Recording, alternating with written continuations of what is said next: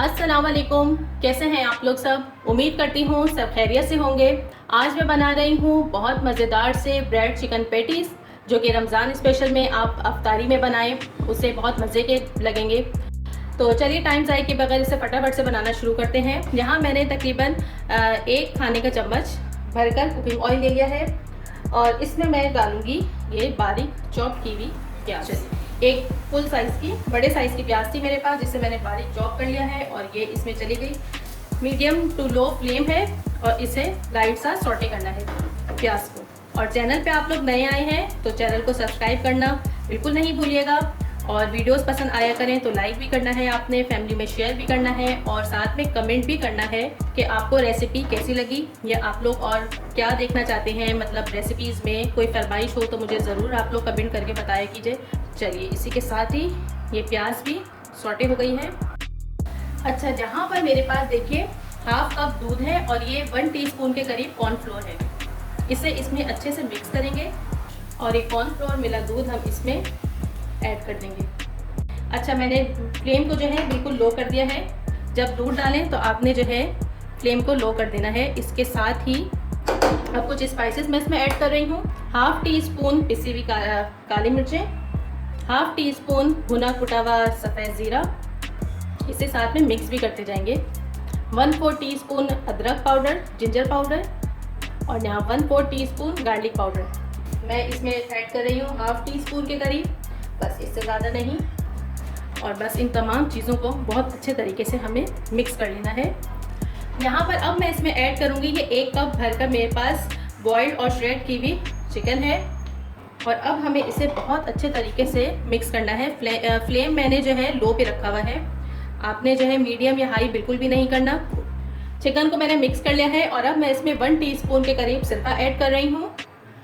2 teaspoon इसमें जाएगा soya sauce और यहाँ मैं हॉट सॉस इसमें ऐड कर रही हूँ तकरीबन 1 से 1.5 खाने का चम्मच। इससे बहुत अच्छा फ्लेवर आ जाएगा। आपके पास कोई सा भी हॉट सॉस हो आप इसमें ऐड कर सकते हैं और अगर ये सॉस नहीं है आपके पास तो आप इस 2 से 3 हरी मिर्च लेके उस थोड़ा सा पानी डाल के उसको पीस कर उसका पेस्ट इसमें ऐड कर दीजिएगा, उससे भी बहुत अच्छा टेस्ट आता है।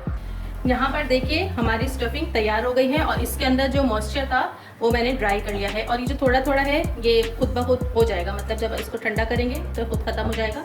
बस अब मैं चूल्हा बंद कर रही हूँ और इसे ठंडा होने के लिए रख दूँगी। अच्छा, जहाँ पे मेरे पास 6 ब्रेड स्लाइसेस हैं, हमें इन्हें कट करना है।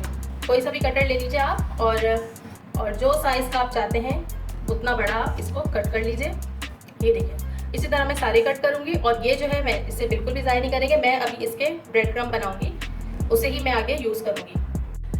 चलिए जी, तमाम चीज़ें तैयार हो गई हैं और अब हमें अपने पैटीज़ तैयार करने हैं। ये देखिए मैंने ब्रेड क्रम्ब फ्रेश बना लिए, जो ब्रेड हमारी बची थी ना उसके। और यहाँ पे मैंने 2 अंडे लिए हैं और इसमें जो है मैंने थोड़ा सा नमक ऐड किया है। नमक ऑप्शनल है, मैं ज़रूर डालती हूँ वरना मुझे फीका फीका सा लगता है। यहाँ पे पहले हम स्टफिंग कर लेते हैं।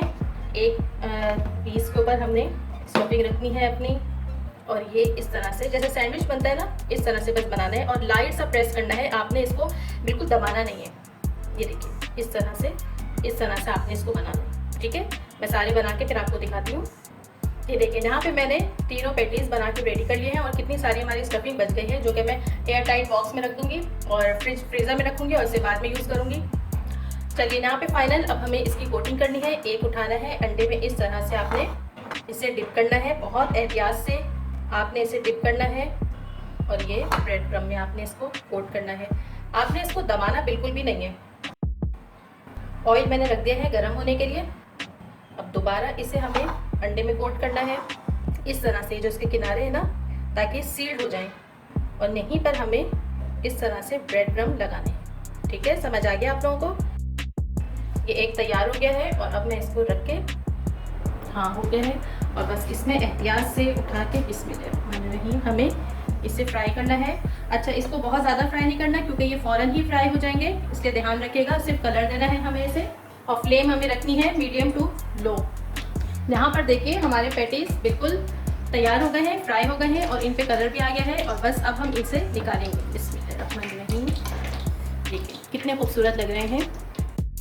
और यहाँ पर हमारे बहुत मज़ेदार से क्रिस्पी चिकन ब्रेड पैटीज़ बिल्कुल तैयार हैं।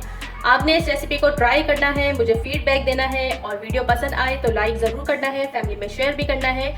चलिए चलती हूँ, दुआओं में याद रखिएगा। फिर आऊँगी एक नई रेसिपी के साथ। खुदा हाफिज़।